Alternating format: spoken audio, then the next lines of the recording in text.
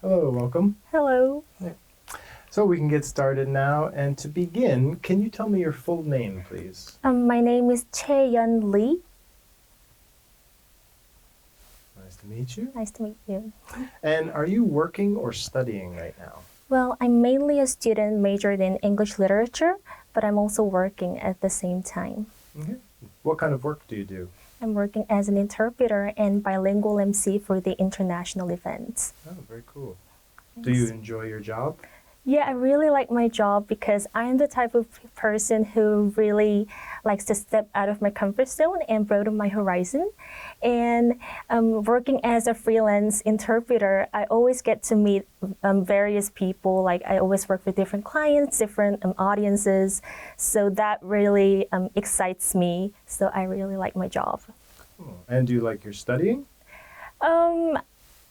I'm trying to like my major because I used to study cultural anthropology, but I found out that it's not really my thing. So I changed my major into English literature, but I really like studying English, but English literature, I'm not sure about it. Fair enough.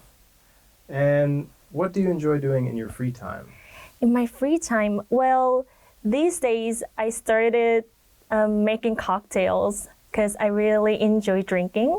So there's this lot of YouTube channels where they teach how to make some simple cocktails. So I watch that, I follow the tutorials and serve myself a glass of cocktails nearly every day. Good. And a couple of questions about your hometown. What is your hometown? Hometown, well, I live in Yongin. I was born and raised in Yongin, so I basically lived my entire life in Yongin. And it's a suburb city which is located in Gyeonggi province. And whenever I tell my friends that I live in Yongin, my friends always ask me, it's the city where Everland is located. So I'm always like, yeah, but I've never been to Everland.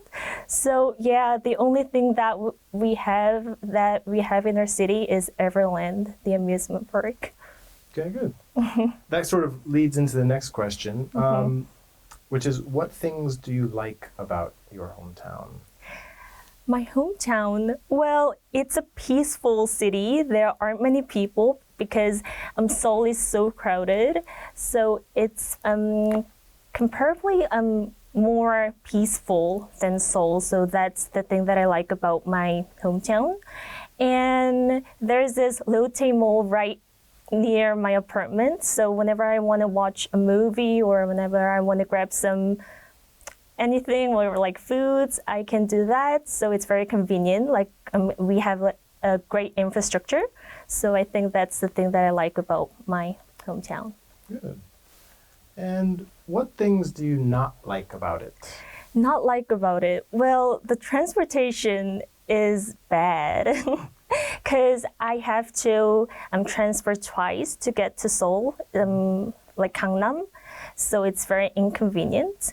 And additionally, there's pretty much nothing in Yongin. So if I want to like hang out with my friends and like want to drink, I like always have to go to Seoul. So that's not good. Because when I'm drunk, I have to get back to Yongin, but that's nearly impossible. That's a long way, yeah. Yeah. Sure.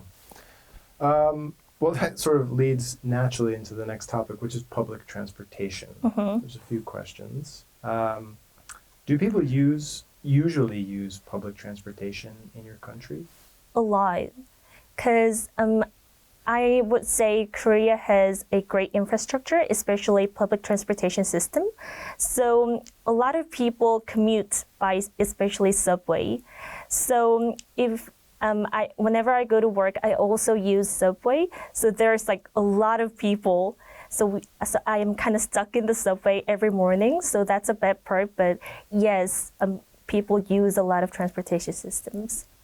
And what kind of public transport do people in your country use the most?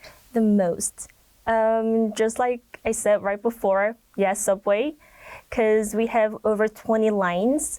So it's really easy, it's really convenient to transfer like line to line.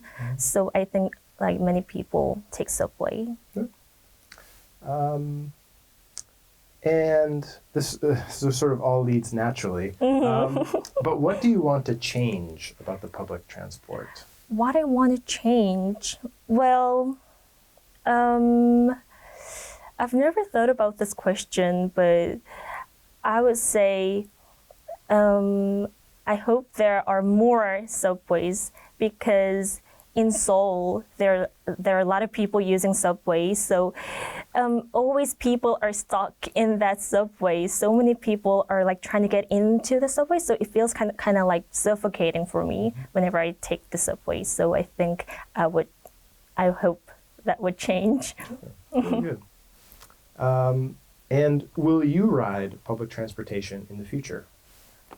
Yeah, probably, because car is expensive. Because I have to, if I lease a car, then I would have to pay at least like $500 a month, and that's pretty a lot for me because I'm still a student. So even if I get a job in the future, I would still take public transportation. Okay, good. Good. So that's the end of part one. Good job so far. And for part two, we have a question for you. And you'll have a minute to prepare. You can use this paper to take notes and pencil Thank you. to write. And in a minute, we can get started. May I start? Yeah, you can take notes, yep. Thank you. Okay, that is a minute. And if you're ready, you can take up to 2 minutes to talk about this topic. Yeah, sure. The things that I enjoy doing with a group of people is about work. I am now also working as a translating manager for the foreign models at the model agency. So shooting is a group work. Teamwork is very important. Photographer, like makeup artist and model, those should make teamwork to perform well. So as a translating manager, I always try to assist models so that they can perform their best. So I always like give them water, and I always like have chit chat with them. So those group work, and I always try to ask the client what kind of poses they want for the model, so that I can deliver it to the model. So those kind of group works is very enjoyable because I consider myself as a friendly person, and working with a bunch of people really excites me, and it's very enjoyable. So yeah, I think this is the thing that I enjoy with people. Okay, good. Oh, should I talk more? You don't have to. You don't have to. It was a little short. You're at 1 minute and 21 seconds, but it's okay. Don't worry. Don't worry. We can move on now to part three. Sure. So the first question: what kind of jobs need people to work in a team? I'm sorry, could you repeat the question? Yeah. What kind of jobs need people to work in a team? Well, probably most of the jobs need teamwork, but I guess my job, interpreter, also needs to work as a team, because whenever I go to work, I work with buyers, and also I perform in front of the audiences. So in all those process of preparations, we need to like communicate with clients, and we need to like, I always have to ask what they want from me. So I think all those like process of communications and those stuff, I think we work as a team, right? Yeah. So yeah, my job interpreter. Good. What can parents do with their children to make them happy? Well, I think parents themselves make children happy, because for the children, parents are their life itself. So I would say having time as much as they can will make children happy, because spending time with parents broaden their world. Hearing stories from parents and that all those time would be worthy for the children and it will make them happy. Okay, good. And how can children improve their social skills? Social skills. Well, I think be engaged in extracurriculars in schools would be one of the ways that they can be socialized, because being part of the group and be engaged in the be engaged in those activities would enhance their communication skills, because they would have to like keep talk to others. And so I know that schools provide a lot of extracurriculars, so be engaged in those activities would help them. Okay, good. And a final question. What are the benefits of boys and girls playing together? Well, that's a tricky question, but may I please have a second to think about this question? Take a Yeah, thank you. Well, I think that there are some stigmas for the gender. So if like girls play with only girls and boys play with only boys, then their world is limited. But if they play together, if they hang out together, then they will get to understand of each other, like how the others think and how they're different. So I think that would be the biggest benefit. Okay, good. You made it to the end. Oh, thank you. Well done. Very nice. Very nice. Thank you. So now we can move on to a little bit of feedback. Sure. Let's see. So as you probably know, the IELTS exam is scored on 4 categories. There's fluency and coherence, there's pronunciation, lexical resource, which is a fancy way of saying vocabulary, and grammar. And you did a very good job in all of these categories, but we can talk about each one. Yeah, sure. In a little bit of detail. So in terms of fluency and coherence, very strong, sort of natural rhythm, and in particular in the beginning, you have very good connections between words and between ideas. So that was very strong. Your pronunciation is very clear. Didn't hear really any words that were pronounced in a sort of unnatural or incorrect way. So that was very good. You also used a lot of good vocabulary. Talked in part 1 about broadening your horizons, infrastructure, comparably, which is a nice way to talk about 2 different things, and some good words in part 3 as well, with extracurriculars and talking about kids being socialized, which is a good morphology of social, and stigma. So there was a lot of good vocabulary. More good news, your grammar is good. Thank you.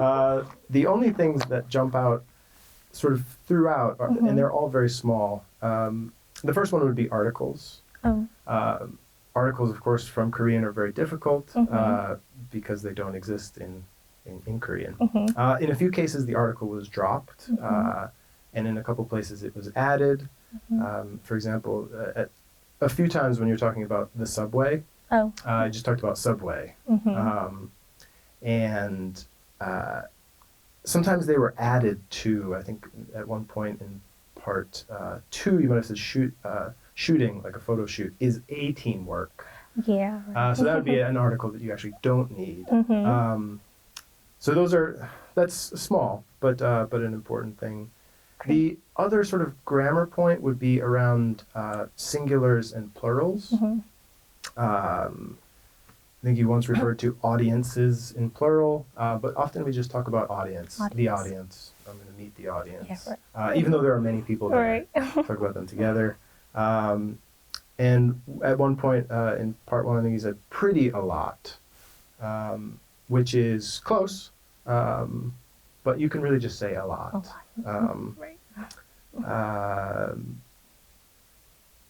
those are the main points on those categories. One part that's maybe, it doesn't relate specifically to these 4 categories, but in part 3, well, sort of, actually, let's go part 2 first. In part 2, you were a little bit short Right. at 1 minute and I think 21 seconds. So you have up to 2 minutes, and it's always good to fill that time as much as you can, because it's an opportunity to show all of the language structures that you can use. And it's actually okay even to hit the 2 minutes and have the examiner tell you to stop. So that's a minor thing sort of related to the structure of the test.